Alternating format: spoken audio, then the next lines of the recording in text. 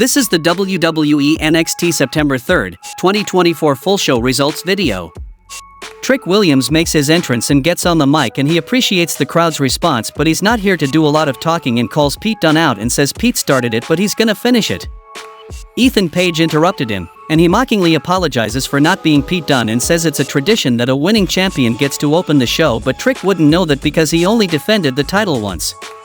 Williams tells him to shut up and they're not the same, because he's a man of his word and called the title match down the middle. He's coming back for his title, but right now he's got unfinished business with Pete Dunne. Ethan points out that he'll be the one defending the title on the CW debut show on October 1st and says he'd be surprised if Trick even makes it to the show and Pete Dunne attacks and a pull-apart brawl develops. Then we saw a match between Gallus vs Hank and Tank vs the Rascals, and the result of this match was Rascals won the match by pinfall with a Senton Atomico from Zachary wins on Hank Walker, becoming the #1 contender to the NXT Tag Team Championship. Axiom and Nathan Fraser are interviewed backstage and they're excited to have their tag titles back and to know who's challenging them. The Rascals roll up and they trade "we're gonna win" type comments. The next match happened between Lexis King vs Oro Mensah, and the result of this match was Lexis King defeated Oro Mensah by pinfall with a folding press and his feet on the ropes. The D'Angelo family are chatting backstage without the Don when Oba Femi rolls up and talks some trash. They say he got lucky and Tony D'Angelo isn't done with him yet. Femi does a light misogyny at Adriana Rizzo and Tony arrives to stand up for his pals and tells Stax to handle it tonight.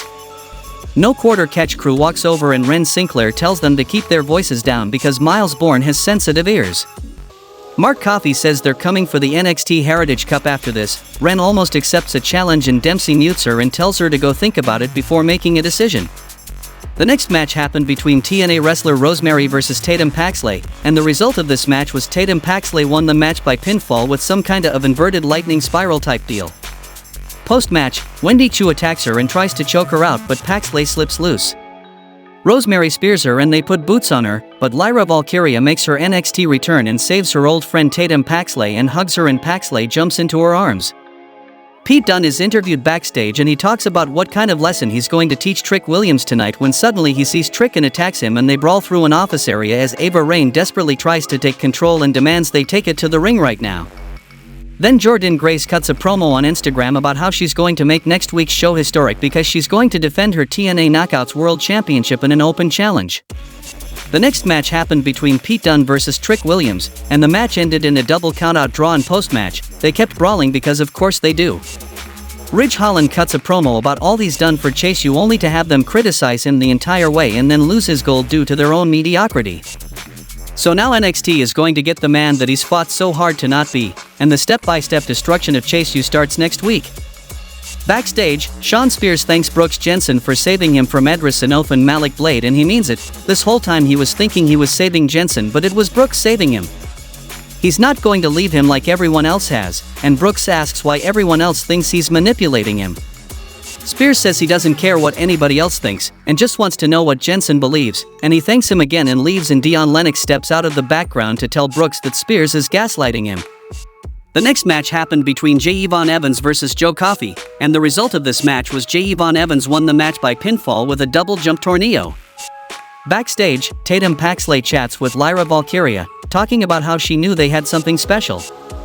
Lyra says she needs to have other friends, and when she said make friends she didn't mean anyway. She admits she couldn't keep her eye off her. Tatum says it's been lonely, and Valkyria says she has backup now and would rather fight with her than against her, so it's time to show the weird girls just how weird they really are, and they hug about it.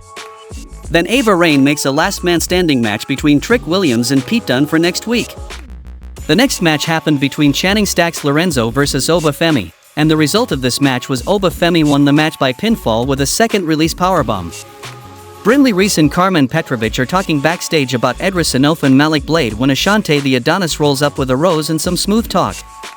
Eddie Thorpe rolls up to interrupt, and Adonis tells him to let him handle his work before he gets this work. J. Yvonne Evans pitches Ren Sinclair on giving him an NXT Heritage Cup match, and she makes it for next week, and he runs off to tell Ava Raine. Charlie Dempsey rolls up to ask what's up, and she tells him, and he freaks out and yells at Miles Bourne, who didn't hear a word of it. The next match happened between Jada Parker vs Jasmine Nix, and the result of this match was Jada Parker defeated Jasmine Nix by pinfall with a hip attack. Post-match, the rest of Fatal Influence attacks Parker and beats her down. Kalani Jordan is in a room with a bunch of the division when Fatal Influence rolls up to say they have all of the aura in the division and Jordan's days as champion are numbered. Roxanne Perez makes her entrance and talks about how bad defeat must taste, and here she's been handing out losses ever since she came here. Io Sky, Asuka, she's smashing all the records and 99% of the women competing in a wrestling ring can only dream of having the career she's had. But she'll give it to Jada Parker, who proved at No Mercy that she's the future of the women's division, but she showed that she cannot be topped or touched. She's the fantasy match constant and the results are always the same because nobody can take the title from her and it doesn't matter who you are. Chelsea Green interrupts her and asks if Roxanne was expecting someone else and says it was a rhetorical question, and this section of the crowd smells like mildew and BO. There's been a lot of spec as to who Polly Pocket here was going to talk about and who'd interrupt, and as we know she is beloved of the WWE universe and would do anything for her fans, well, not the creepy ones. But regardless, here she is to interrupt, and nobody is going to tell her that she's not the #1 contender. The lights go down and Giulia makes her entrance and she lays Chelsea Green out and picks up a microphone and challenges Roxanne for the CW debut. Roxanne holds the title high for a stare down and the show goes off the air.